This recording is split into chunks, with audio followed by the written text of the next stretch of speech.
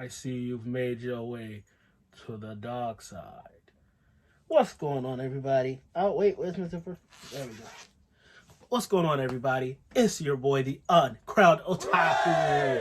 And I just got done watching the season finale of Kenobi, Obi-Wan Kenobi. And this was both the best episode and the worst episode that it had. The best episode because it gave us a lot of moments. Obi-Wan fighting Darth Vader. Seeing what was underneath the helmet for the first time, which is effectively him seeing the results of what happened when he battled Anakin. Seeing what he did to him when he left him bathing in that lava, magma, whatever you want to call it. Him seeing the results of what he technically caused. Third sister chasing down Luke. Almost becoming a next Vader. Seeing the difference in choices made. Vader talking to Emperor Palpatine, acknowledging him as his one and only master. And then at the end, Kenobi finally seeing his master, Qui-Gon. And Qui-Gon saying, I've been here the whole time. You just couldn't see me before, but now you can see me. Obi-Wan getting to meet Luke for the first time.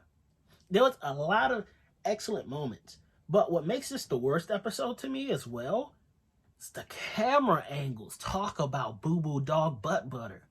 Maybe it was just my TV. During the whole Kenobi Darth Vader fight, it felt like the camera was trapped in the Force. Like it kept having like these wavy little dilutions around it. Kind of like it was trying to focus on something, but it couldn't find a focal point. And then when Kenobi was being almost crushed by the rocks, the camera, honestly the whole fight, it was shaky camera, and it also still had like the little waves coming from the side, kind of like Darth Vader was putting the cameraman in a force choke. Not the cameraman, the camera itself in a force choke, and the camera was struggling just to stay functioning. It was so weird. And then when Obi-Wan was with Third Sister, or when Third Sister was trying to chase down Luke, it was still like that weird shoddy camera where, yes, you get your focal person, but everything in the background is super blurry and everything is shaking and moving, where I literally paused the film, got on my computer, watched a YouTube video because I was like, do I need to drink more water? Is it my eyes? Is something going on with my body? Is there a medical emergency happening with me right now where my vision's starting to blur? I watched the YouTube video just fine. I clicked off of Disney Plus. I went to regular cable because I'm one of the very few people that still actually pay for cable. I know. I can't not pay for it. I need it. Background noise. I watched regular Cartoon Network, MTV. I went to Fox, NBC, ABC, all of that just fine. Go back to Disney Plus, continue the Obi-Wan finale, and it's still that weird camera thing that makes you feel like, low-key, you're like about to pass out. That's the vibe I got during the whole thing, from Obi-Wan fighting Darth Vader to Obi-Wan showing back up to Leia. It all felt like I was about to pass out the way the camera was done. Shoddy cameramanship too. Like, it felt like I was watching a Jason Bourne movie because the camera was always, you could see it moving up and down, side to side. And the CGI on the lightsabers, I don't want to go too hard on the finale, but I've seen better, I've heard better, and then the swordplay, I could tell when the lightsabers were clashing, I could tell it was like some foam swords or something, and they just plastered the glow over top of it, or something like that. It did not seamlessly blend as well as it should have, and I really, don't get me wrong, I love this episode. Those few things made this episode so unbearable for me. But at the same time, the good moments were extremely good. And I feel like it did wrap up Kenobi in an excellent manner. It let us know, like, okay, we're done here.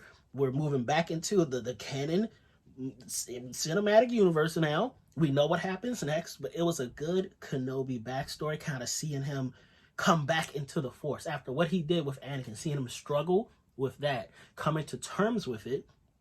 And then in the fight, when he's fighting Darth Vader and he's like, Anakin is dead. It's not your fault, Obi-Wan. You didn't kill Anakin. I killed Anakin.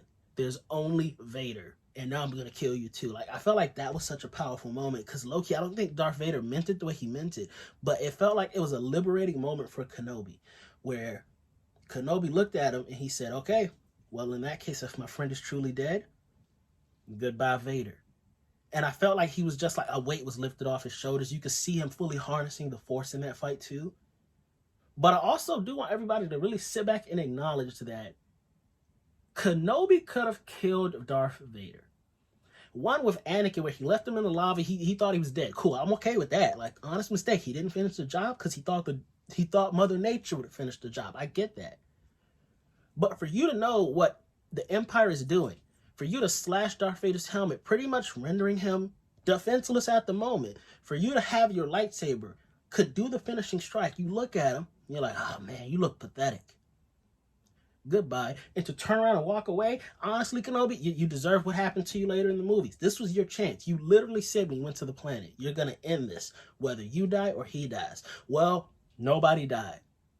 And I knew nobody was going to die because I didn't watch all of the films, but I got the cliff notes. So I knew nobody was going to die. But yo, you went in there with so much conviction for you to walk away.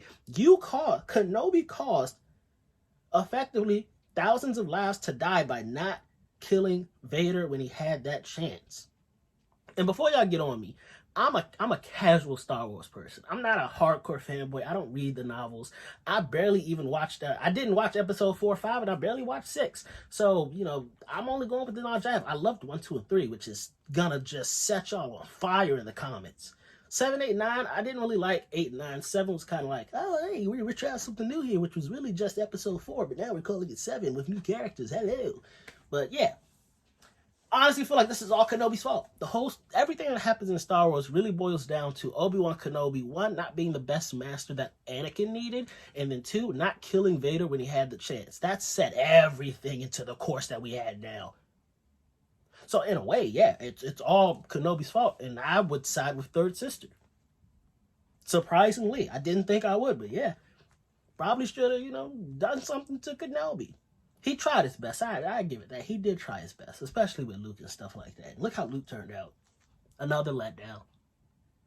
But anyways, I really just wanted to rant about the camera angles and how good the episode was, but also how terrible it was. I've never said that about a show before. This episode was the greatest and the worst episode at the very same time. But what did y'all think? Comment down below. You're digging my Vader hoodie? Let me go ahead and zip this back up. Yeah, I got this a while ago. This is like an old Halloween costume, but what better time to break it out? But like I said, what did y'all think? Comment down below. Don't forget to like the video, share it with your friends, subscribe to it if you're new here. Check me out on twitch.tv/UncrownedOtaku. I'll be live streaming games over there as well as over here. And yeah, Uncrowned Kingdom. I've been your boy, the Uncrowned Otaku. The Force is strong in me. I'm definitely on the Sith side, though. All right, I ain't scared to use that power. I ain't scared to give it to my anger, my force, everything. I gotta have the love, too. I'm a Sith all the way.